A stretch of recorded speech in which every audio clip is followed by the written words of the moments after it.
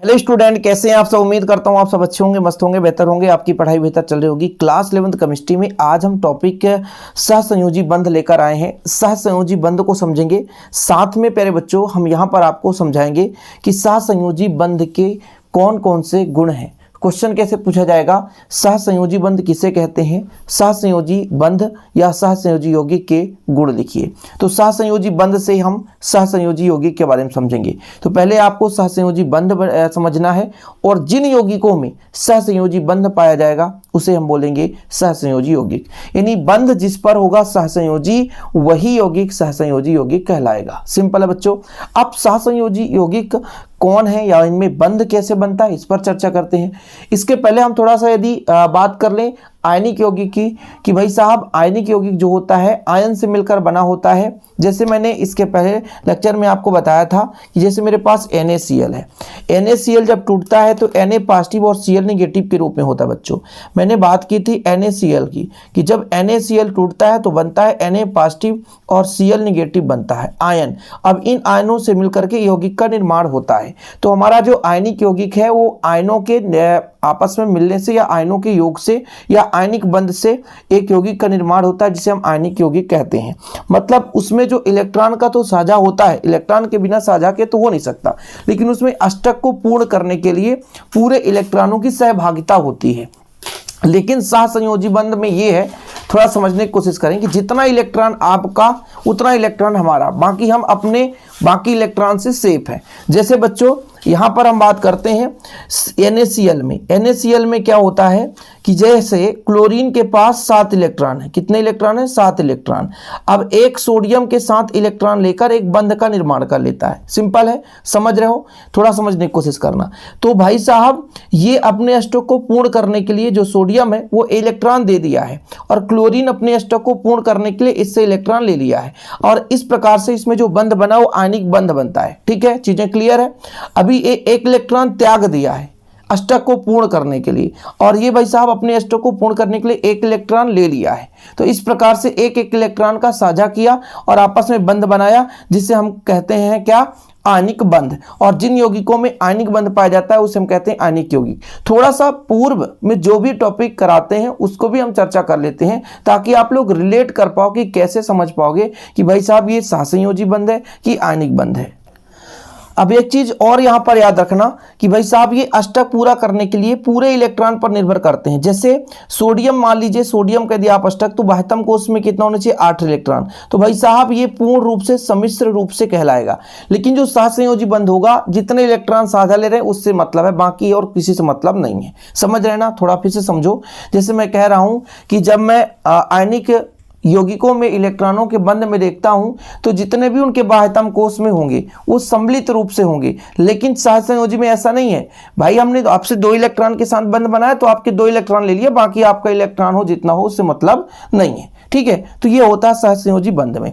अब सहसंयोजी बंध कैसे बनता है, 2 परमाणुओं के मध्य इलेक्ट्रॉनों के साझे के द्वारा बने हुए बंध को सहसंयोजी बंध कहते हैं। 2 परमाणु हैं, 2 परमाणु कोई भी हो सकते हैं, या तो समान हो सकते हैं या तो भिन्न हो सकते हैं। जैसे मैं बात कर लेता हूं Cl2 की। Cl2 मतलब क्लोरीन के 2 परमाणु हैं। Cl2 इसमें 2 क्लोरीन है और इनके बाह्यतम कोश में, जैसे यहाँ पे क्लोरीन है, इसके बाह्यतम कोश में कितने इलेक्ट्रॉन है, 7 इलेक्ट्रॉन। ये क्लोरीन है, इसके बाह्यतम कोश में कितने इलेक्ट्रॉन, 7 इलेक्ट्रॉन।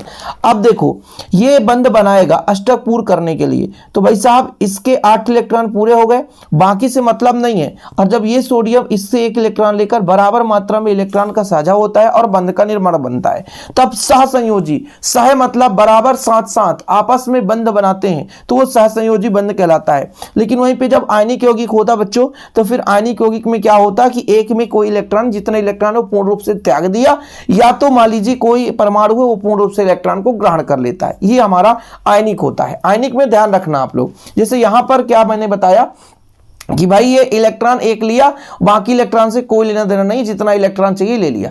लेकिन उसमें इलेक्ट्रॉन पूर्ण रूप से त्याग दिया जाता है या तो पूर्ण रूप से उसके इलेक्ट्रॉन को ग्रहण कर लेते हैं, तब वहां पर आयनिक यौगिक का निर्माण होता है, आयनिक बंध का निर्माण होता है। इतना तो क्लियर है बच्चों की समझ में आ गया हो थोड़ा बहुत। और कई सारे एग्जाम्पल मैं आपको समझाऊंगा, एक ही एग्जाम्पल से काम नहीं चलने वाला। जैसे मैं H2 को लेकर चलता हूं, H में एक इलेक्ट्रॉन, इस H में भी एक इलेक्ट्रॉन, और H में बाह्यतम कोश में 2 ही इलेक्ट्रॉन होते हैं, तो एक इलेक्ट्रॉन इसका साझा किया, एक इलेक्ट्रॉन इसका साझा, और बीच में बंध बन गया, इसे हम सहसंयोजी बंध कहते हैं। ऐसे ही नहीं है, आगे भी चलते हैं, हम N2 की बात करते हैं। N2 में बच्चों N में बाह्यतम कोश में कितने इलेक्ट्रॉन होते हैं? 5 इलेक्ट्रॉन होते हैं, सबको पता है। दूसरा N है, इसके बाह्यतम कोश में भी 5 इलेक्ट्रॉन होते हैं। अब बताओ 5 इलेक्ट्रॉन है, बंध बनाने के लिए इनको है ना मतलब अष्टक पूर्ण करने के लिए 3 इलेक्ट्रॉन की आवश्यकता है। तो एक काम करो, इसको ऐसा बना दो, थोड़ा सिस्टमेटिक बना दूं, तो इधर मैं 3 इलेक्ट्रॉन कर दूं, इधर 2 इलेक्ट्रॉन कर दूं, एक और नाइट्रोजन इधर 3 इलेक्ट्रॉन कर दूं और इधर 2 इलेक्ट्रॉन कर दूं, क्योंकि ये जो बंध बनाएगा ना, हर एक नाइट्रोजन को 3 इलेक्ट्रॉन की आवश्यकता है। तो भाई ये पूर्ण रूप से अपने इलेक्ट्रॉन को नहीं त्याग रहा है, जबकि आयनिक में ऐसा होता है, अपने अष्टक को पूर्ण करने के लिए या तो इलेक्ट्रॉन त्याग देगा या तो इलेक्ट्रॉन ग्रहण करेगा, लेकिन इसमें ऐसा नहीं है, बराबर मात्रा में इलेक्ट्रॉनों की साझेदारी हो रही बच्चों। तो यहां पर नाइट्रोजन 3 इलेक्ट्रॉन इसके साझे से बनाया, तो ये अपना अष्टक पूरा किया, और ये वाला जो नाइट्रोजन है, इस नाइट्रोजन से 3 इलेक्ट्रॉन लेकर के अपना साझा पूरा किया, और इस प्रकार से इसके बीच जो बंध बना वो आयनिक बंधक बना। यानी इलेक्ट्रॉनों के परस्पर साझेदारी से जो बंध का निर्माण हो गया वो सहसंयोजी बंध बना है ना। आयनिक बंध तो मैंने पहले चर्चा किया था, तो आयनिक बंध नहीं, यहां पर आपका सहसंयोजी बंध बना, मतलब बराबर मात्रा में इलेक्ट्रॉन की साझेदारी हुई। आगे भी चर्चा करेंगे, सभी हम समझा दे रहे हैं, बाकी आपको आगे मिलेगा। ऑक्सीजन के बाह्यतम कोश में कितने इलेक्ट्रॉन है आप ही बताओ। तो ऑक्सीजन के बाह्यतम कोश में देखूं तो 6 इलेक्ट्रॉन है, ठीक है, एक ऑक्सीजन। दूसरा ऑक्सीजन परमाणु, ये ऑक्सीजन परमाणु, इसके बाह्यतम कोश में 6 इलेक्ट्रॉन है। अब बच्चों यहां पर जो बंध बनाना है वो 2-2 इलेक्ट्रॉनों का बंध, क्यों? क्योंकि इसको अष्टक पूरा करने के लिए 2 इलेक्ट्रॉन चाहिए, तो 2 इलेक्ट्रॉन चाहिए, तो इसके 2 इलेक्ट्रॉन ये ले लिया, इसको 2 इलेक्ट्रॉन चाहिए, तो ये 2 इलेक्ट्रॉन, बाकी तुम्हारे पास कितने इलेक्ट्रॉन भरे पड़े हैं इससे मतलब नहीं है, और बना एक सहसंयोजी बंध। तो ये हमारा एक प्रकार से सहसंयोजी यौगिक कहलाया। बहुत सारे यौगिक मिलेंगे, लेकिन आप थोड़ा समझ जाओ। और कई सारे यौगिक मैं यदि आपको समझाऊं तो H2O के बारे में समझाता हूं, देखता हूं इसमें कैसे बनता है बच्चों। H2O ये है पानी, इसमें आपके पास एक ऑक्सीजन है और 2 हाइड्रोजन है। देखना जरा, ऑक्सीजन के बाह्यतम कोश में कितने इलेक्ट्रॉन हैं? 1 2 3 4 5 और 6, ठीक है। हाइड्रोजन के पास एक इलेक्ट्रॉन है बाह्यतम कोश में, ठीक। अब बंध बनाने के लिए हाइड्रोजन को चाहिए 1 भाई, तो एक इससे बंध बना ले, इस हाइड्रोजन को भी चाहिए 1, क्योंकि हाइड्रोजन के बाह्यतम कोश में अधिकतम 2 इलेक्ट्रॉन हो सकते हैं, तो भाई ज्यादा ग्रहण करने की क्षमता नहीं है। ऐसे यहां पर भी अब देखो, ऑक्सीजन के बाह्यतम कोश में 6 इलेक्ट्रॉन है, 2 इलेक्ट्रॉन किसके प्राप्त कर लिए? हाइड्रोजन से, तब इसका भी अष्टक क्या हो गया? पूर्ण हो गया। तो इस प्रकार से साझे के एक इलेक्ट्रॉन लेकर के बंध बनाया, बराबर मात्रा में यहाँ पे बंध। ऐसा नहीं है कि तुम 2 इलेक्ट्रॉन दे दो हम 1 इलेक्ट्रॉन, ऐसा नहीं, बराबर मात्रा में इलेक्ट्रॉनों की साझेदारी होगी। यदि आपकी 1 इलेक्ट्रॉन तो हमारी भी 1 इलेक्ट्रॉन ही आपके साथ सहभागिता दर्शाएगी, बाकी आप अपना देखो हम अपना देखें। ऐसा नहीं कि आप 2 इलेक्ट्रॉन साझा कराओ और हम 7 इलेक्ट्रॉन साझा करा दें, आप 1 दे दो हमारे साथ आपके भी करें, ऐसा नहीं है। बराबर मात्रा में इलेक्ट्रॉन की साझेदारी होगी और भाई साहब बराबर मात्रा में यहाँ पे सहभागिता होगी। समझ गए H2O में। और इसी प्रकार जैसे मैं मीथेन की बात करता हूं, मीथेन क्या है? CH4 है। अब इसमें कार्बन है और 4 हाइड्रोजन है। देखो 4 हाइड्रोजन, तो मैं 4 हाइड्रोजन बना देता हूं। अब देखो बच्चों, हर एक जो हाइड्रोजन होता है उसके पास एक इलेक्ट्रॉन होता है, सबको पता है ना, हर एक हाइड्रोजन के पास एक इलेक्ट्रॉन होता है।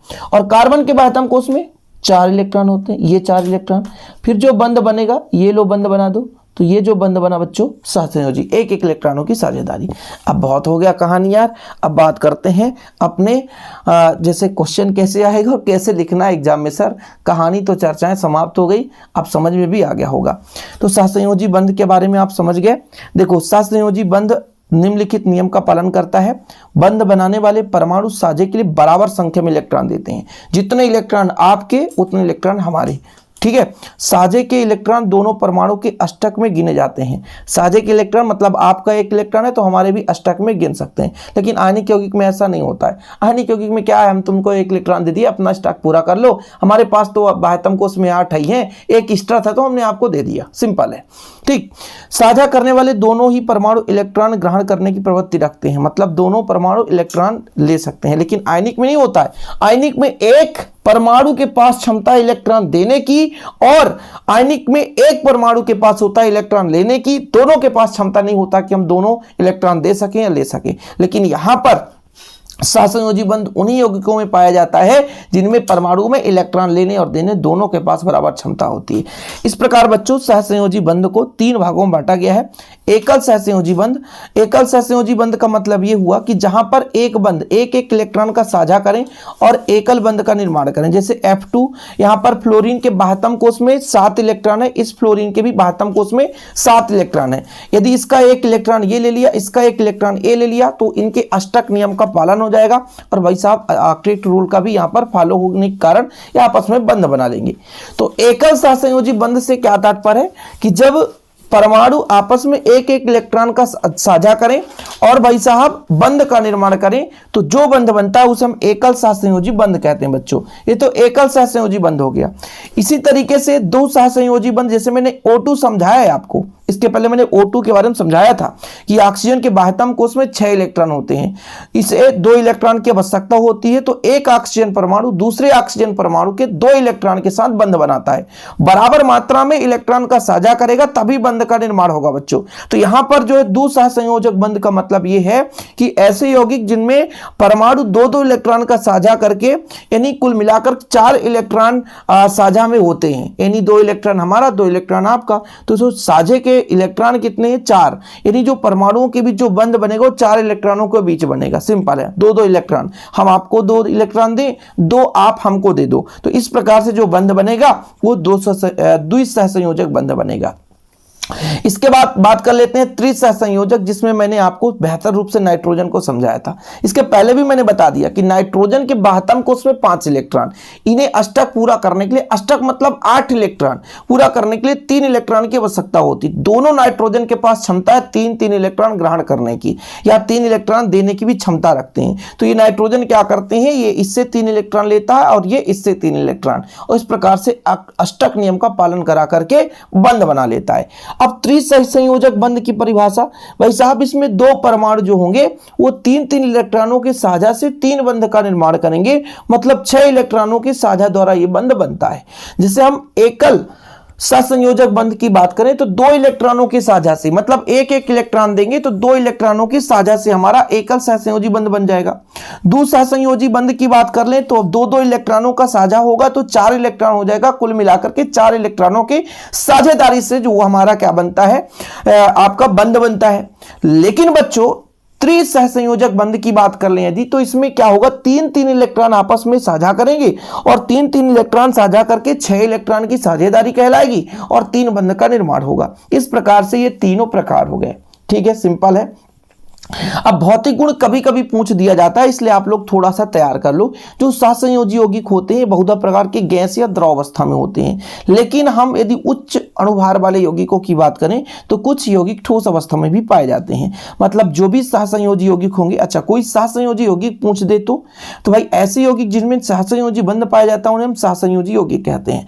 इलेक्ट्रॉनों के साझा से, यानी 2 या 2 से अधिक परमाणु भी हो सकते हैं, वैसे बंध तो 2 परमाणु के बीच बनेगा। एक परमाणु चाहे 5 परमाणु से जुड़े, लेकिन बंध जो निर्माण होगा, जैसे एक सिंगल बंध का बनना होता है वो 2 परमाणु के बीच ही है, एक ही बंध 5 परमाणु के साथ नहीं जुड़ सकता। तो 2 परमाणुओं के बीच साझे के इलेक्ट्रॉन के साझेदारी से एक बंध का निर्माण होता है, जिसे हम सहसंयोजी बंध कहते हैं। और ये बंध जिन यौगिकों में पाया जाता है उन्हें हम सहसंयोजी यौगिक कहते हैं। सिंपल है। अब क्वथनांक और गलनांक। क्वथनांक का मतलब होता है बच्चों, सिंपल तरीके से मैं आपको समझाऊं तो मान लीजिए जैसे पानी आप उबालते हो तो जिस तापमान पर पानी गैस अवस्था में बदल जाए वो उसका क्वथनांक कहलाएगा, जैसे 100 डिग्री सेल्सियस।